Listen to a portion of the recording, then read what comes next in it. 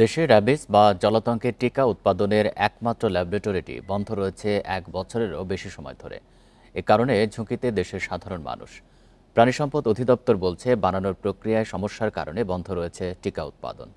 অন্যদিকে স্বাস্থ্য অধিদপ্তরের বিদেশি টিকা সরবরাহ প্রকল্প পরিবর্তনের কারণে এই টিকা পাওয়ার সুবিধাও কমে গেছে।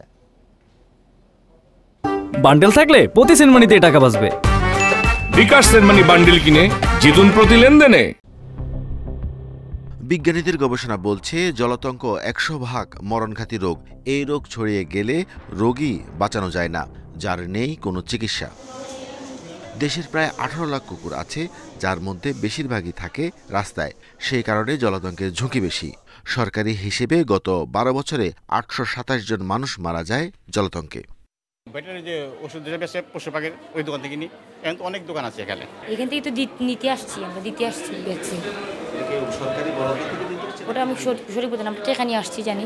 প্রাণিসম্পদ অধিদপ্তর বলছে টিকার ফর্মুলেশনে জটিলতায় বর্তমানে বন্ধ রয়েছে সরকারি ল্যাবরেটরিটি। উৎপাদন হচ্ছে না টিকা, তাই দেশের উপজেলা প্রাণিসম্পদ হাসপাতালে পাওয়া যাচ্ছে না জলাতঙ্কের টিকা। সংশ্লিষ্টরা বলছেন বিদেশি বিশেষজ্ঞদের মাধ্যমে এই টিকা উৎপাদন শুরুর চেষ্টা করছে সরকার। কিছুদিন যাবৎ প্রায় ১ বছরের মতো হলো যে এই ভ্যাকসিনটা এই মুহূর্তে আমরা তৈরি করতে পারছি না। কিছুটা জটিলতা সৃষ্টি হয়েছে, কারণ আপনি জানেন যে একটা ভ্যাকসিন প্রসিডিওরে তার যে মাস্টার সিড থাকে সেগুলো আসলে পরীক্ষা নিরীক্ষার বিষয় থাকে। আমরা গত ১ বছর যাবত এই ভ্যাকসিন সিডটা পরীক্ষা নিরীক্ষার কিছুটা আমাদের জটিলতা হয়েছে।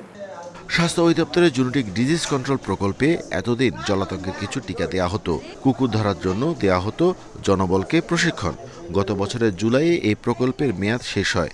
এখন রাজস্ব খাতনা উন্নয়ন খাতে এই প্রকল্পটি যাবে, এ নিয়ে সিদ্ধান্ত নিতে পারেনি সরকার। কেনা ছিল তো এটা আমাদের যেহেতু আমাদের অপারেশন প্ল্যানে যায়, আমরা যে একটা জিনিস যে অপারেশন করবো সেটার যে টাকা পয়সা এবং যে যা কিছু লাগে সেগুলোতে আমাদের সংকুলন নাই।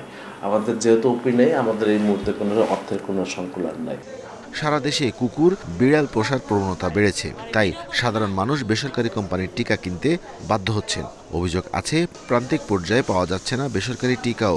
এতে করে বড় ধরনের জনস্বাস্থ্যের ঝুঁকি হতে পারে। Arafatur Rahman, independent news, Dhaka.